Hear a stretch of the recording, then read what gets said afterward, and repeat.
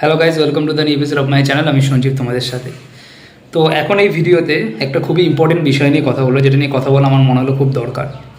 তো আপনারা প্রত্যেকেই জানি যে শ্রীমান ভার্সেস শ্রীমতী রিলিজ করেছিল 1 মে, এবং মিঠুন চক্রবর্তীর মতো একজন এত বড় প্যান ইন্ডিয়ান মেগাস্টারের উপস্থিতি থাকা সত্ত্বেও সিনেমাটা কিন্তু বক্স অফিসে বলতে পারেন আপনি, এটা বলতে কোনো দ্বিধা নেই যে ফ্লপ হতে চলেছে, এটা বড় ফ্লপ হতে চলেছে সিনেমাটা। ঠিক আছে, আমার মনে হয় যে সিনেমাটার যা বাজেট তার 50% কালেকশনের সিনেমাটা তুলতে পারবে না। তো কারণটা কি? এই যে এত মিঠুন চক্রবর্তী তো প্যান ইন্ডিয়া মেগাস্টার, এবং যার আগের 3টে বাংলা সিনেমা সবকটাই কিন্তু বক্স অফিসে মোটামুটি ভালো সফল। যেমন যদি আপনি বলেন প্রজাপতি, এটা huge blockbuster, all time blockbuster. Kabuliwala superhit, 3 কোটি টাকার বক্স অফিস কালেকশন দিয়েছিল। সন্তান লাস্ট রিলিজ ছিল, যেটাও প্রায় 5.5 কোটি টাকার গ্রস কালেকশন দিয়ে, যেমন 4.5 কোটি টাকা নেট কালেকশন দিয়ে সুপারহিট হয়েছে। এবং যে সিনেমাটা সবথেকে কম চলেছিল শাস্ত্রী, সেটাও কিন্তু প্রায় 1.25 থেকে 30 লাখ টাকার কালেকশন করেছিল। 3-4টে বড় বড় সিনেমা, হিন্দি ও বাংলা বড় বড় সিনেমার সাথে রিলিজ করে, এবং সবথেকে কম সংখ্যক শোতে। তো সেক্ষেত্রে এই সিনেমাটা, যেখানে অন্য কোনো বাংলা সিনেমা রিলিজ পায়নি, এবং খুব ওই যে বিশাল বড় কোনো হিন্দি সিনেমাও রিলিজ পেয়েছিল, সেরকম সিনেমাও রিলিজ পায়নি, তো সেক্ষেত্রে কেন এই সিনেমাটা চললো না বক্স অফিসে? তার কারণ কি?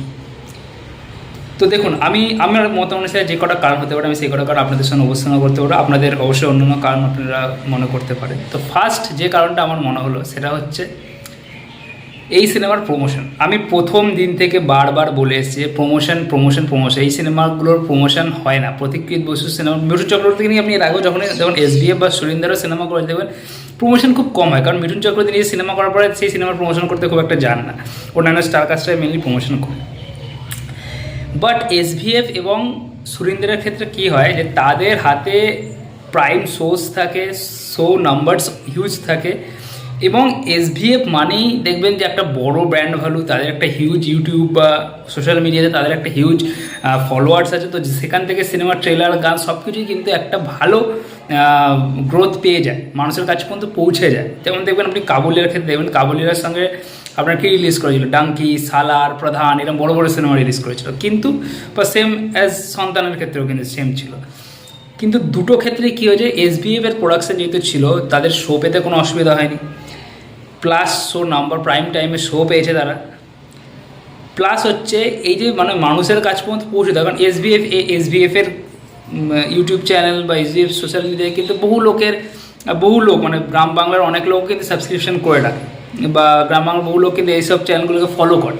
ঠিক আছে, তাদের ইউটিউব, তাদের সোশ্যাল মিডিয়ার চ্যানেল। তো সেক্ষেত্রে তাদের প্রমোশন কম হওয়া সত্ত্বেও, মানে গ্রাউন্ড লেভেল প্রমোশন কম হওয়া সত্ত্বেও কিন্তু তাদের এই সিনেমার এলিমেন্টসগুলো, প্রমোশনাল ইভেন্টসগুলো মানুষের কাছে পৌঁছাতে খুব একটা যে বেগ পেতে হয়েছে এমন কিন্তু নয়। কিন্তু উল্টো দিকে এই সিনেমাটা শ্রীমান ভার্সেস শ্রীমতী, যেখানে ডিরেক্টর নতুন, প্রোডাকশন হাউস একদমই নতুন, কাক স্টুডিওস একদমই নতুন একটা প্রোডাকশন হাউস, তো তাদের নিজস্ব চ্যানেলের তো রিচ একদমই নেই। প্লাস তারা যে চ্যানেলের মধ্যে তাদের গান ফানগুলো রিলিজ করে, সেগুলো যে টাইমস বাংলা মিউজিক, এরকম একটা কিছু নাম একটা। তো সেই চ্যানেলটার যদি আপনারা দেখেন, আমি নিজে দেখেছি যে তাদের সাবস্ক্রাইবার আছে 1 মিলিয়ন বা 2 মিলিয়নের কাছাকাছি সাবস্ক্রাইবার রয়েছে, কিন্তু তাদের চ্যানেলের দেখবেন বিভিন্ন যে ভিডিওসগুলো এসেছে, ভিডিওসগুলোর ভিউজ কত, 2K, 3K, 4K, 5K।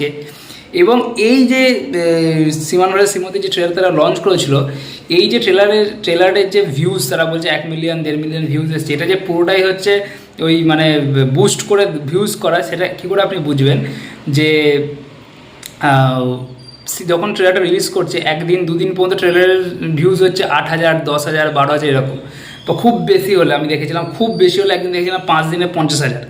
তারপরে হঠাৎ করে সেটা হয়ে গেল যে 1 মিলিয়ন, মানে 10 লাখ হঠাৎ করে একদিনের মাথায়। এটা তো সম্ভব নয়, এটা তো বুস্ট করবে। অনেকে আমাকে বলবে যে মিঠুন চক্রবর্তীর ফ্যান বলে, এদিকে মিঠুন চক্রবর্তী সিনেমা 1 মিলিয়ন। কেউ দেখুন, আমি একটা কথা খুব বিশ্বাস করি, যেটা সত্যি সেটা তুলে ধরতে হবে। আপনি এখানে এই সিনেমার সেলিং পয়েন্ট কে, এই সিনেমার মুখ কে, এই সিনেমার একটাই মুখ, সেটা হচ্ছে মিঠুন চক্রবর্তী। বাকি কিন্তু কেউ মুখ নেই। আমি কাউকে ছোটো করছি, অঞ্জয় দত্ত একজন ইনক্রেডিবল অভিনেতা, কিন্তু এদের তো ব্যাঙ্কেবল স্টার নয়। ইভেন পরমব্রত কিন্তু ব্যাঙ্কেবল স্টার নয়। যদি সেই ব্যাঙ্কেবল স্টার তার আগের মাসেই রিলিজ করা যায় তার সিনেমা কিলবিল সোসাইটি, যেটা বক্স অফিসে 3 কোটি টাকার বক্স অফিস কালেকশন করেছে, এটাও কিন্তু করতে পারতো, কিন্তু কেউ ব্যাঙ্কেবল স্টার না, একমাত্র মিঠুন চক্রবর্তী ব্যাঙ্কেবল স্টার। কিন্তু প্রবলেমটা এখানে এটাই হচ্ছে যে জিরো প্রমোশন। আপনার সিনেমার যখন কোনো প্রমোশনই হচ্ছে না, তখন তো আপনার ব্যাঙ্কেবল স্টার হয়েও কোনো লাভ নেই। যেমন আপনার একটা বড় উদাহরণ দিচ্ছি, সেটা হচ্ছে ঝুন্ড বলে একটা সিনেমা রিলিজ করেছিল, ঠিক আছে, ঝুন্ড বলে একটা সিনেমা রিলিজ করেছিল অমিতাভ বচ্চনের সিনেমা, যে সিনেমাটা কিন্তু ভালো ক্রিটিক্স রিভিউ পেয়েছিল, ওয়ার্ড অফ মাউথ খুব ভালো ছিল, কিন্তু সিনেমাটা বক্স অফিসে ফ্লপ করে। বা রানওয়ে 35 অজয় দেবগন এবং অমিতাভ বচ্চন অভিনীত একটা সিনেমা, যেটা কিন্তু খুব ভালো ওয়ার্ড অফ মাউথ পাস হতো, বক্স অফিসে ফ্লপ করে। কেন করে? কারণ কি, প্রমোশনস হয়নি এইসব সিনেমাগুলো, হল পায়নি ঠিক টাইমে, একদম নতুন প্রোডাকশন হাউস থেকে সিনেমাগুলো নির্মাণ করা হয়েছিল, ফলে ঠিকমতো শো সংখ্যা পায়নি, ডিস্ট্রিবিউশন ঠিকঠাক করা হয়নি, এইটা একটা বড় কারণ। এই স্টার ক্ষেত্রে আমার প্রথম যে কারণটা সবথেকে বড় মনে হয় সেটা হচ্ছে এই কারণটা, যে ঠিকঠাকভাবে সিনেমার প্রমোশন একদমই হয়নি। একটা নতুন প্রোডাকশন হাউস হিসেবে যেতটা পরিমাণ গ্রাউন্ড লেভেল প্রমোশন করা হয়েছিল সেটা কিন্তু হয়নি। আপনি কিছু কলেজ, এটা এমন কোনো সিনেমা নয় যে যেটাকে আপনি একটা কলেজে গিয়ে প্রমোশন করে দিলেন, হিউজ প্রমোশন হয়ে গেল, না। এটা পাগলু বা ওই আওয়ারার মতো সিনেমা নয় যে আপনি কলেজে গিয়ে প্রমোশন করছেন তো গান ফান খুব হয়েছে, এরকম কিন্তু নয়, ঠিক আছে। এটা ওই টাইপের সিনেমা নয়। এই টাইপের সিনেমাকে দরকার ছিল হিউজ পরিমাণে, মানে একদম গ্রাউন্ড লেভেলে এসে অলিতে গলিতে প্রমোশন করা, যেটা কিন্তু একেবারেই হয়। তো এটা একটা প্রথম বড় কারণ। এই প্রবলেমটাকে আমি প্রথম দিন সিনেমার যখন প্রথম প্রমোশনাল ইভেন্টগুলো এসেছিলো গান ফান, তখন থেকে আমি আলোচনা করেছিলাম যে একটা ভালো প্রমোশন ইভেন্ট করা, এবং প্রতীক্ষিত বসু অনেক বড় বড় কথা বলেছিল যে আপনাদের আগের সিনেমায় শো দেওয়া হয়নি, এই দেওয়া হয়নি, ওই দেওয়া হয়নি, প্রমোশন ঠিক করা হয়নি, এবারে করবো, কিন্তু তিনি কিছুই করেননি। সেকেন্ড যে জিনিসটা সেটা হচ্ছে শো সংখ্যা। এটা বলা হয়েছে যে এই বছরের সবথেকে বড় রিলিজ পেয়েছিল হচ্ছে সেখান ভার্সেস শ্রীমতী, 135টা শোজ পেয়েছিল। এটা সত্যি কথা, এর আগে কোনো সিনেমা 135টা শোজ পায়নি। কিল বিল সোসাইটি 110টা শোজ পেয়েছিল, ঠিক আছে। কিন্তু আপনাদের বলে রাখি, শাস্ত্রী, যেটা মিঠুন চক্রবর্তীর কোভিডের পরে সবথেকে কম চলা সিনেমা ছিল, সেই সিনেমাটাও কিন্তু 148 শোজ পেয়েছিল, 148খানা শোজ পেয়েছিল। তো সেটার থেকেও কিন্তু কম শোজ পেয়েছে হচ্ছে আমাদের শ্রীমান ভার্সেস শ্রীমতী, ঠিক আছে। তো এটাকে কখনোই বলা উচিত না যে এই পরিমাণ সোর্স যে একটা বাংলা সিনেমা যার বাজেট মোটামুটি 1 কোটি টাকার ওপরে, সেই সিনেমার জন্য একটা খুব ভালো সোর্স, এটা কিন্তু বলা চলে না। যদিও কিল বিল সোসাইটির মতো সিনেমা, যেটাও কিন্তু অবশ্যই এর থেকেও কম সোর্স নিয়ে ভালো চলেছে, তো এটার জন্য অবশ্যই মেকিংকে আপনাকে রেসপন্সিবল করতেই হবে, যে সিনেমার মেকিং।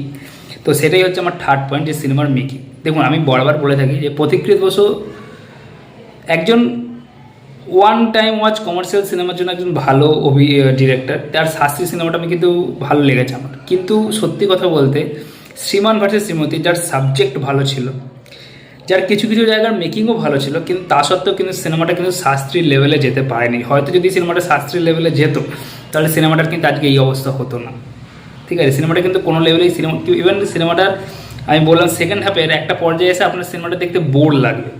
কারণ কি বললাম, যে বিয়ের মধ্যে কিছু এলিমেন্টই নেই, যেমন সন্তানের মধ্যে সেই ইমোশনাল একটা দারুণ ইমোশনাল বন্ড ছিল, যেটা মানুষকে আটকে রাখছিল। কাবুলিওয়ালার সেই লাস্ট 15 মিনিট আপনার মনে থেকে যাবে, এমন করেছিল, মানে আপনার যখনই আপনার ওই 15 মিনিটের কথা আপনার মনে থেকে যাবে, হ্যাঁ ভাই কী অভিনয় করেছে মানুষটা। বা প্রজাপতিতে প্রথম থেকে শেষ পর্যন্ত কমেডির এমন প্যাচ আপ ছিল, ইমোশনের এমন প্যাচ আপ ছিল, যে আর এমন টার্ন টুইস্ট আসছিল, এমন ঘটনা ঘটছিল যে আপনার দেখতে ভালো লাগে। কিন্তু এই সিনেমাটার সেই সমস্ত জিনিস মিসিং।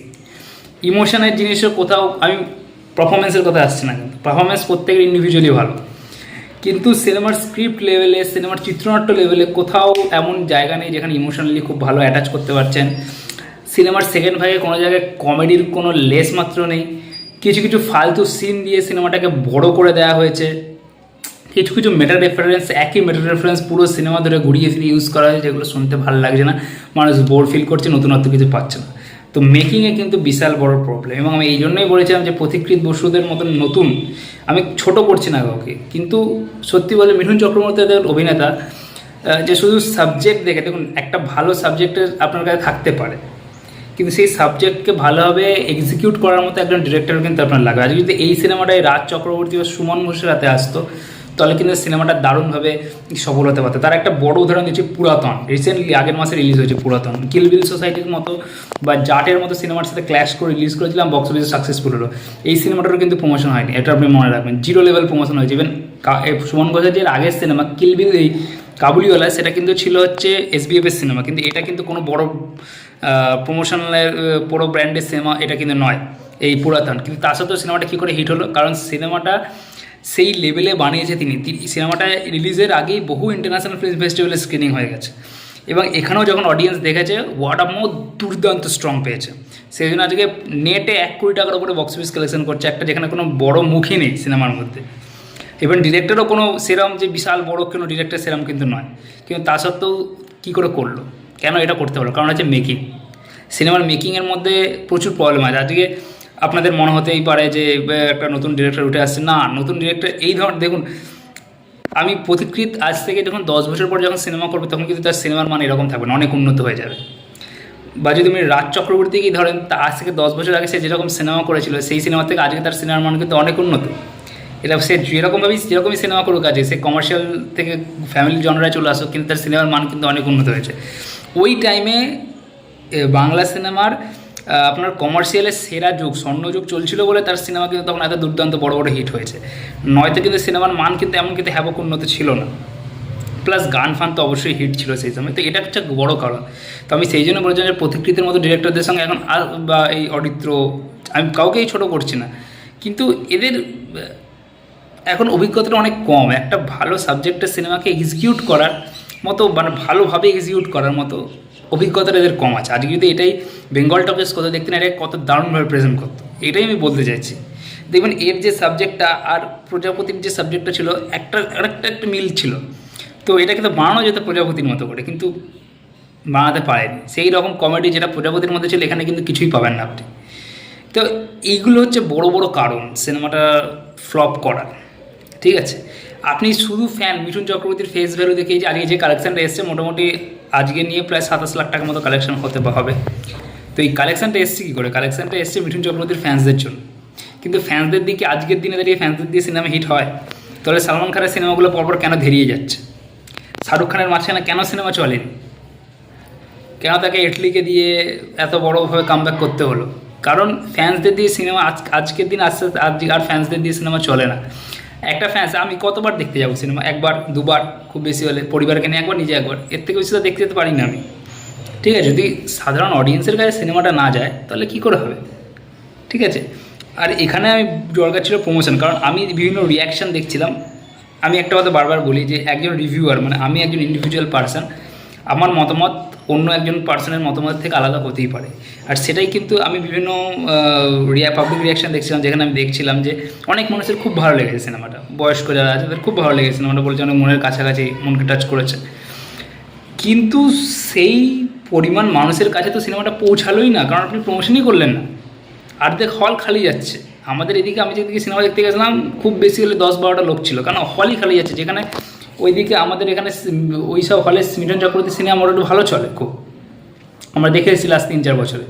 কিন্তু এবার আপনি সেইভাবে প্রমোশনই করলেন না, তো কী হবে রেজাল্টটা নেটফল তো জিরোই হবে না। আর সামনে আবার আমার বস রিলিজ করছে, যেটা অলরেডি এখন অ্যাডভান্স বুকিংয়ে ভালো করছে, তো সামনে আগে 1-2 সপ্তাহের মধ্যে ওয়াশ আউট হয়ে যাবে এই সিনেমাটা।